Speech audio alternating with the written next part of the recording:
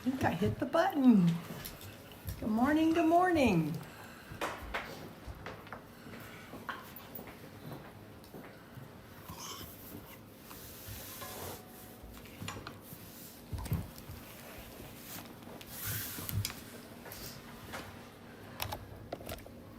Trying to make a few little adjustments here.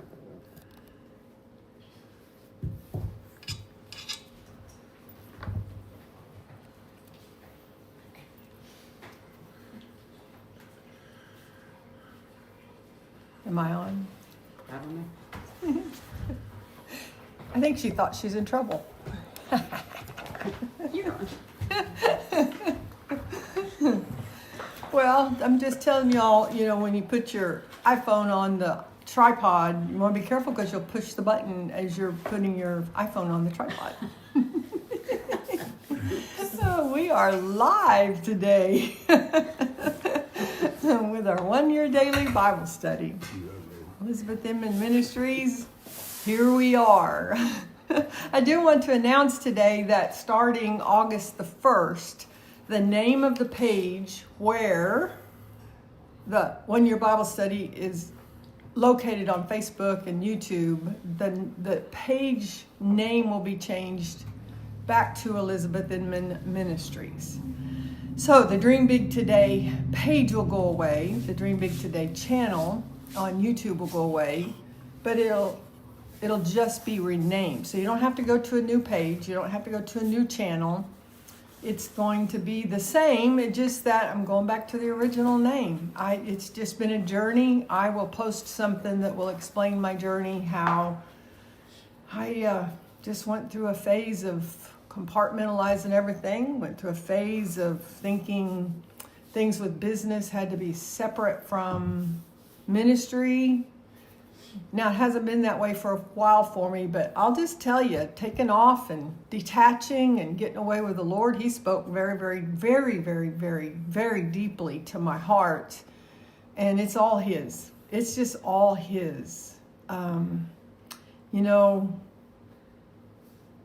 20 years ago, I just had some fear that if I went by the name Elizabeth Inman Ministries, people would think I'm making it about me. It's just the platform that God uses.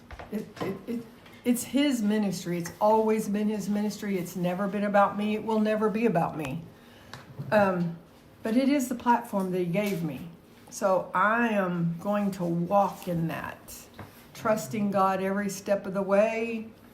Dream Big doesn't go away. That very first retreat that we had in 2008, God spoke to me deeply. Tell them to dream big. Tell them to dream big. And I've just come full circle, just back to who He created me to be. Ministry actually started out back in probably 2001 as Candle Ministries, because Matthew 5:14 through 16, let your light so shine among men so that your good deeds will bring glory to the Father. That was my original name, was Candle Ministries. And then a few years later, I had some people that was helping me, kind of like what's in 2nd Chronicles today. Solomon had advisors. His son Rehoboam had advisors. And as those people that was in my network at that time, those people advising me, they had advised me it should be Elizabeth Inman. And my first LLC was Elizabeth Inman Ministries, LLC. And then I let doubt creep in and probably got a false sense of humility about me and did a second LLC, Dream Big Today, LLC. And I'm back full circle, just back full circle. It is what God says it is. The identity is His, not me. It's His. So just letting y'all know, August 1st, you'll see a name change. Actually, it's not a change, it's back. And it, listening, reading about Rehoboam, because I read it and I listened to it. Yeah, I could really relate to it. It starts off, though, 2nd Chronicles chapter 8 in verse 11, about how Solomon moved his wife from the city of David to the new palace. And the reason he gave is because King David's palace had been the home of the ark and it's holy ground. I love how today's scripture teaches us to respect the things of God, teaches us about authority. You know, there isn't anybody that likes to come in under authority. I mean, we all go through phases. You know, if you're ever tempted to say, well, I challenge you in that. I'm one who will challenge. Check your heart. Not that there's not times and places for a challenge, but you'll find a pattern that your life centers around all those who you challenge, who you think you have a right to challenge. Who are you to tell me? Well, I know best. I know. I don't know anything except Christ. I don't know anything except Christ. Solomon moved his wife out of David's palace to observe the holiness of God's presence. Wow. Wow. So I'm Elizabeth Inman. This is Elizabeth Inman Ministries. We're doing the one-year Bible study, 8:30 Central Time. I will be on today and I'll be on tomorrow. Yesterday I looked for my list of who does the new nugget on Wednesday. That was Leslie. I don't know who does it on Thursday. I think Cassie does it on Friday. I don't know who does it on Thursday. Oh, Janice is looking for me. Wendy. Wendy's doing it today. Then Cassie Friday. And Cassie on Friday. So 7 days a week, 8:30 a.m. Central Time, and then noon Central Time, Monday through Friday. And I'm so grateful for the team of presenters that we have that keeps this thing going. And then I'll be off on another business trip, 2 business trips actually, and won't be back until probably the second week of August. So thank you guys for your faithfulness. Thank you for reading every single day and putting your prayer requests in. We're just about finished, or are we at the beginning of a prayer journal actually? We're about finished with it. My goodness. It seems like we just started this prayer journal. So here's our prayer journal that we use every day. This is what's already been filled out. Can you see? We write them down. We pray over them. We already have a list. She's got 1, 2, 3, 4, 5, 6, 7, 8 things written down even before we start the broadcast. But we love that you trust us with the honor and the privilege to pray with you. Now then, okay, let's dig in. Solomon. It's really been hitting me how Solomon lost his purpose, lost his vision. From our identity comes our purpose, and from our purpose comes our vision. Lord, now that I know my purpose, what's the vision for this season I'm in? What's your vision? We're really asking for his heart. When we're reading his heart. It's like he just took his heart and he just put it on paper for us. This is God's heart. We get so many lessons from this. We get so many nuggets that we can hold on to for each day. You know, so many things have been emphasized this year. Oh, happy birthday to my sister-in-law, Laura. Didn't realize it was her birthday till I saw that I have it written down in my Bible. Missed that note as I was reading today. But Solomon presented the burnt offerings to the Lord on the altar he had built for him in front of the entry room of the temple. This is verse 13. He offered the sacrifices for the Sabbaths, for the new moons, and the 3 annual festivals, the Passover celebration, the festival of harvest, and the festival of shelters as Moses had commanded. And once again, God's dealing with me about giving, about how generous am I? How willing am I to give? Or do I just want to hoard it all up for myself? My goodness, look at the examples of how often and how much and how massive they gave. Solomon gave. See, as long as he had his identity, God said he was king of Israel. His identity, he had a purpose. And his purpose was to serve God's people. And from his purpose came vision. And in today's reading, we're going to see a lot of vision and a lot of different visions. I know many very, very, very, very successful people that use the verses in today's reading as the roadmap in business success. Inside of these chapters are Solomon's business model. The wealthiest man who ever lived, who ever will live. How did he do it? What business practices, what business principles, what was his business model? Doing business God's way. I've made some adjustments in my business based on this model. One of the principles he used was multiple income streams, not relying on one income stream. Interesting. And there's many, many others. If that's your focus, there's some scriptures for you to study and to pray over. Pray in the Spirit over it. Ask God to reveal the mysteries about these scriptures for you. So all about the giving. And it's also about, once again, where does our wisdom come from? It comes from heaven. It comes from God himself, but it will filter down through our mom and our dad, potentially. Not in all cases, but in this case, Solomon followed the example his father David set. He followed the regulations of his father David. But he also took it a step farther. He also assigned the Levites to lead the people in praise and to assist the priests. And then verse 15, Solomon did not deviate in any way from David's commands concerning the priests and the Levites.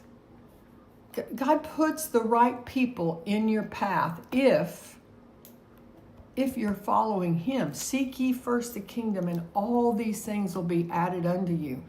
We first get our hearts right with the Lord. The first thing that has to happen is the shift. Who have I been hanging out with? What kind of advice have I been getting? You don't have to do a thing except seek God with all of your heart. And then step back and watch. And little by little, those folks that have the wrong influence on you will slowly drift away. When your focus becomes God and God alone, the wrong people in your life will be removed from your life. He'll surround you with the right people. Are you surrounded by the right people? Are they speaking the right things to you? And just because you don't like what they're speaking doesn't mean it's not right. We seek God. And then we accept the gifts he's given us. One of the gifts Solomon had was the example of his father. About verse 17, I've got written out to the left, business model. I'm not going to go into that. My focus is not the business model. Then we start chapter 9. This is where the Queen of Sheba comes.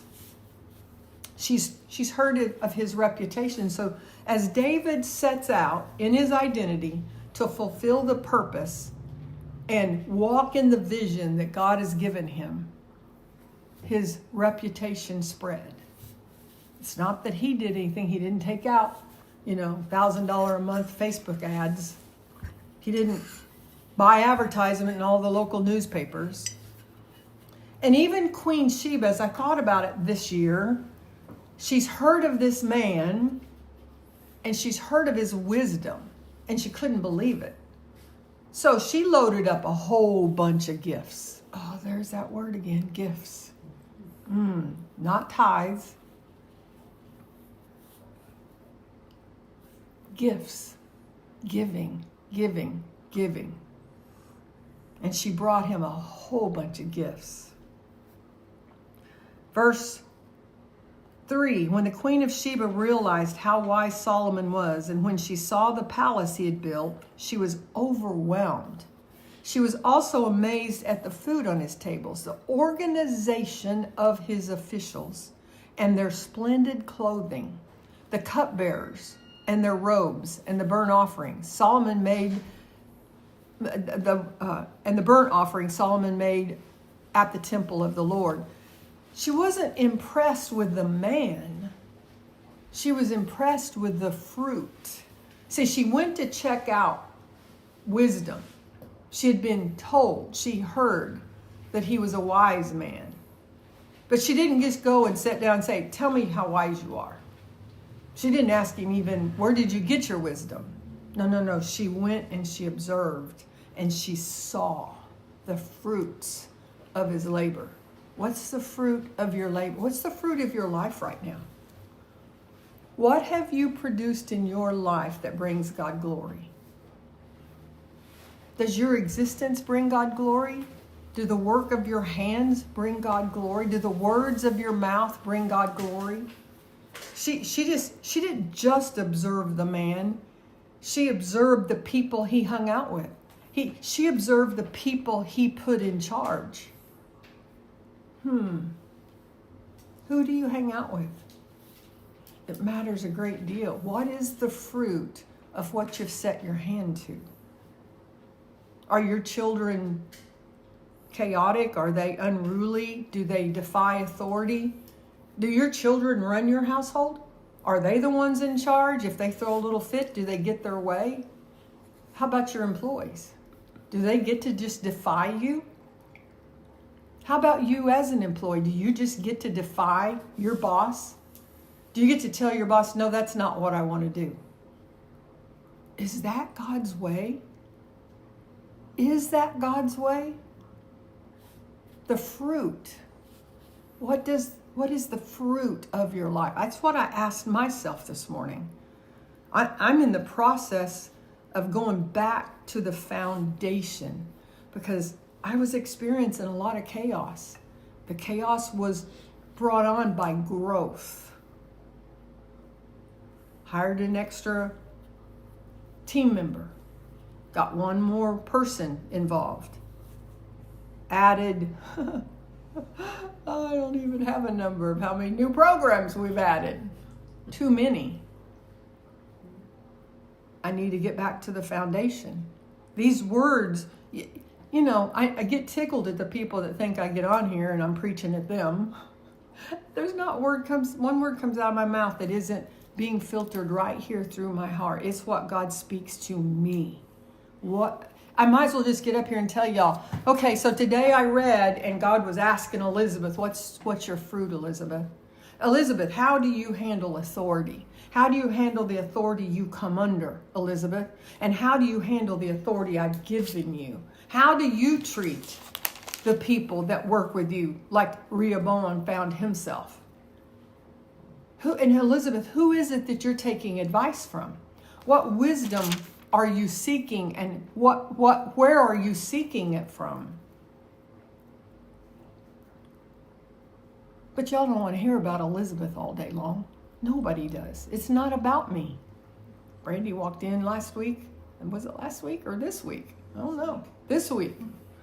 Walked in, sat down at the table and said, just want y'all to know it's not about me. That's what I woke up with. God said, it's not about you.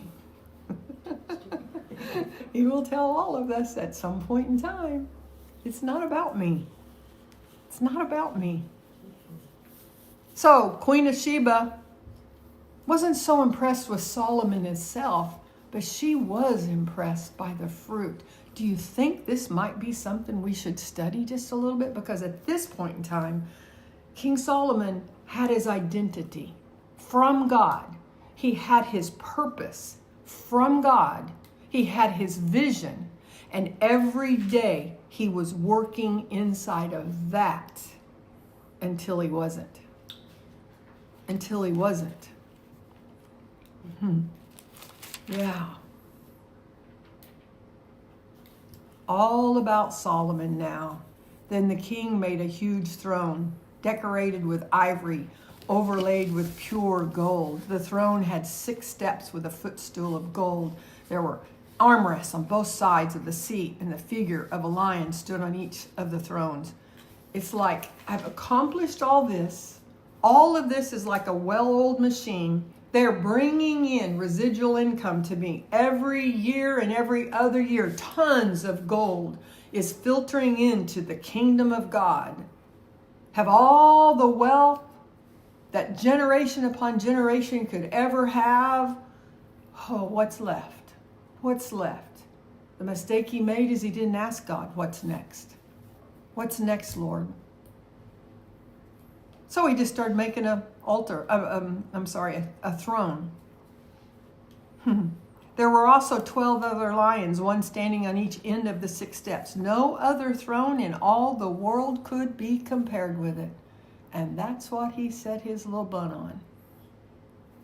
All of King Solomon's drinking cups were solid gold, as were all the utensils in the palace of the forest of Lebanon. They were not made of silver, for silver was considered worthless in Solomon's day. That's how much wealth was spreading. The king had a fleet of trading ships manned by sailors. Once every 3 years, not every other year, every 3 years, the ships returned loaded with gold, silver, ivory, and peacocks. You ought to do a word study on peacocks and find the biblically spiritual meaning of peacocks. It's pretty astounding. So King Solomon became richer and wiser than any other king on earth. Kings from every nation came to consult him and to hear the wisdom God had given him. Year after year, everyone who visited brought him gifts. Everyone who visited him brought him gifts. When you go see somebody, do you know there used to be a tradition in America that if you were invited into somebody's home, you always brought the hostess a gift? Always. Do you see how biblical that is? We don't do it anymore. In fact, there was a time when you also didn't go without taking a dish to share the load of creating that meal for people. It's not the way it works anymore. You're lucky if you get a thank you. Seriously, you're lucky if somebody says thank you. We don't say thank you in this world anymore. We don't say please anymore. Year after year, everyone who visited brought him gifts of silver and gold, clothing, weapons, spices, horses, and mules. And I'm corrected because I think the last 2 days I mentioned 40,000 horse stalls. It wasn't 40,000, it was 4,000. I still can't even imagine that. I've been in some big stables before. Biltmore Castle in Tennessee. Whew. And they've got stables there. Not 4,000. So please forgive my error. I'm surprised somebody didn't give me a correction in the comments. I can accept correction. I'm surprised my husband didn't correct me. He usually does right live on Facebook. 4,000. It's still a bunch. And he had 12,000 horses. There we go again. We read about it before. In Deuteronomy, that's where God told the kings, do not build up your horses. Because you build up horses, because you're building up your army. And as you build up your army, you start depending on yourself. And your might is in your army, and your might doesn't come from me. God doesn't do things randomly. Everything he has is on purpose, for our good. If he's limiting you with something, if he's telling you, throw away those music players. In my day, it was CDs. Elizabeth, throw away those CDs, get rid of them. Oh, but I've got probably several $1,000s worth of CDs, Lord. Surely you want me to give them to somebody. Silence. Oh, no, he wanted me to throw them away. It only took me, I think it was 2 years. Only took me too long to do it. It's always for our good.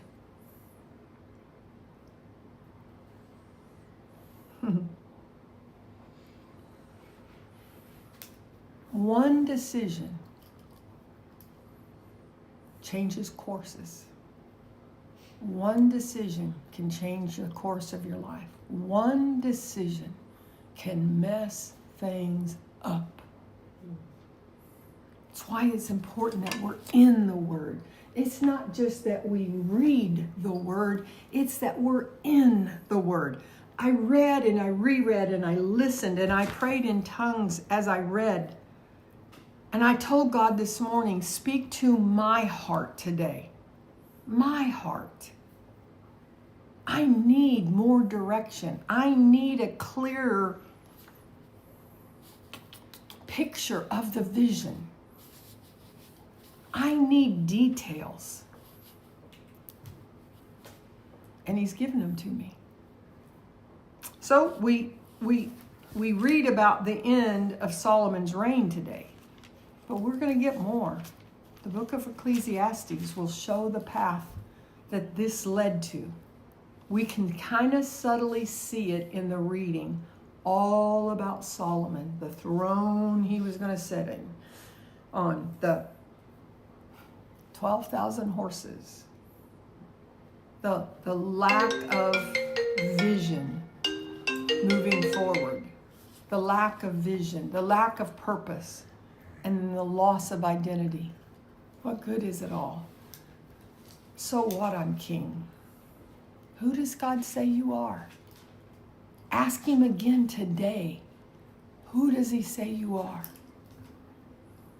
And then Rehoboam takes over. His son has had the same example left from Solomon that Solomon had left from David. He had the advisors that had advised King Solomon. He brings them in. They are the first that he asks advice from. But then he asks the younger ones. I worked really hard through my teen and 20s and as I was raising kids not to ever tell my parents or my mom's sister or the aunts that was around me that things are different now in my generation. We do things. I purposely avoided that. I get so tickled. I know grandparents that's asked to babysit and they'll be given 6 pages of instructions from their kids. It's like, are you kidding me? Why do you think you're still alive? And they treat the grandparents like they've never touched an infant before. Why do we even allow them to treat us that way? By the time we're grandparents, we've made more mistakes and gained more wisdom through our mistakes than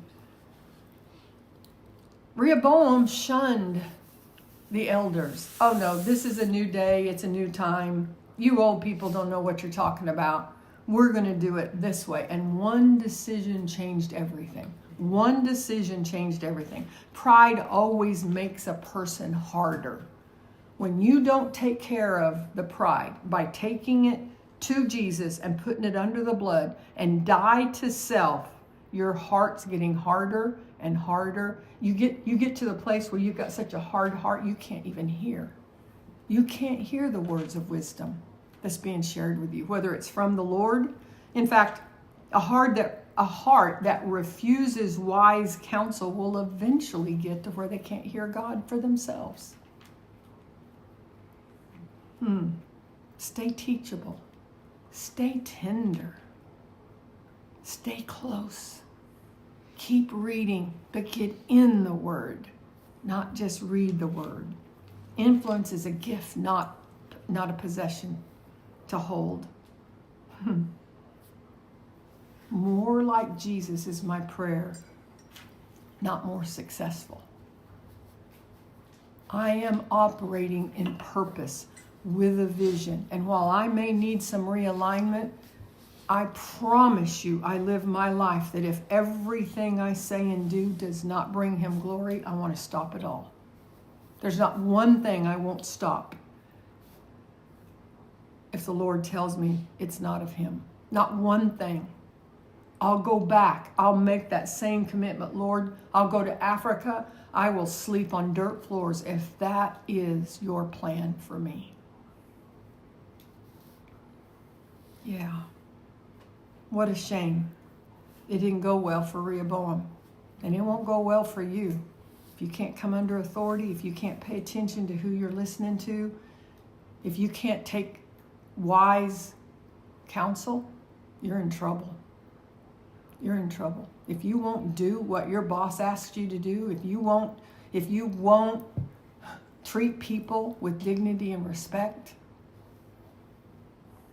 And then I took all the time up, and Romans 8's one of my all-time favorite chapters in the entire Bible. You're not controlled by your sinful nature. Not if you're His. Are you really His? Are you really? Or is it just, you're just fitting in with a crowd? You're hanging out with a bunch of religious people, so you just act like you're His. Because if you're really His, you're not controlled by a sinful nature. You're controlled by the Spirit because you've got the Spirit of the living God living inside of you. It's the same Spirit that raised Jesus Christ from the dead. And remember that those who do not have the Spirit of Christ living in them do not belong to Him at all. He makes the distinction right there. Would you hand me a Kleenex, please? He makes the distinction right there. And He doesn't make any bones about it. And He doesn't apologize for it. And Christ lives within you. So even though your body will die because of sin, the Spirit gives you life. In the middle of your worst crisis, you can feel like you're thriving. And if you're not seeking Him to the full. The Spirit of God who raised Jesus from the dead lives in you. And just as God raised Jesus from the dead, He will give life to your mortal bodies by the same Spirit living within you. It's the same Spirit that's healing Janice's back as we speak. We're going to lay hands on her in a couple of minutes. Therefore, dear brothers and sisters, so if you think about Janice, please pray for Janice. You have no obligation to do what your sinful nature urges you to do. For if you live by its dictates, you will die. But if through the power of the Spirit you put to death the deeds of your sinful nature, you will live. For all who are led by the Spirit of God are children of God. Children. Not great big superhuman adults that gets to go around lording over everybody, getting to have their own way, throwing little temper tantrums if they don't get their own way. So you've not received a spirit that makes you fearful slaves. Instead, you've received God's Spirit when He adopted you as His own children. Now we call Him Abba, Father. For His Spirit joins with our spirit. For His Spirit joins. We are one with Him. We're one with Him to affirm that we are God's children. And since we are His children, we are His heirs. We've inherited everything with Him. He created everything you see, and you're a joint heir with Him. Together with Christ, we are heirs of God's glory. But if we are to share His glory, we must also share in His suffering. Stop expecting life to be easy. Stop expecting it not to be hard. If it's not hard, it's probably not God. I'm having to reposition some things because it's been hard. I'm learning a lot. Yet what we suffer now is nothing compared to the glory He will reveal to us later. For all creation is waiting eagerly for that future day when God will reveal who His children really are. Against its will, all creation was subjected to God's curse. Old Testament. But with eager hope, the creation looks forward to the day when it will join God's children in glorious freedom from death and decay. Freedom from the curse. For we know that all creation has been groaning as the pains of childbirth right up to the present time. And we believers also groan, even though we have the Holy Spirit within us, as a foretaste of future glory. For we long for our bodies to be released from sin and suffering. Another translation of that is beyond our pain is His glory. What you suffer now has no measure compared to the glory that awaits you. Yeah, what we suffer now is nothing compared to the glory He will reveal to us later. You're going through a tough time? Hold on. Hold on. We too wait with eager hope for the day when God will give us our full rights as His adopted children, including the new bodies that He's promised us. We were given this hope when we were saved. If we already have something we don't need to hope for, if we already have something, we don't need to hope for it. If we already have something, we don't need to hope for it. That we ought to plaster on our foreheads, quite frankly. But if we look forward to something we don't have, we must wait patiently and confidently. Oh, so good, so good. Psalms was so good. I'll end with Proverbs 19:26. Children who mistreat their father or chase away their mother are an embarrassment and a public disgrace. Don't tell me there's not a divine order to things. Don't tell me that God doesn't want divine alignment inside of our hearts. For it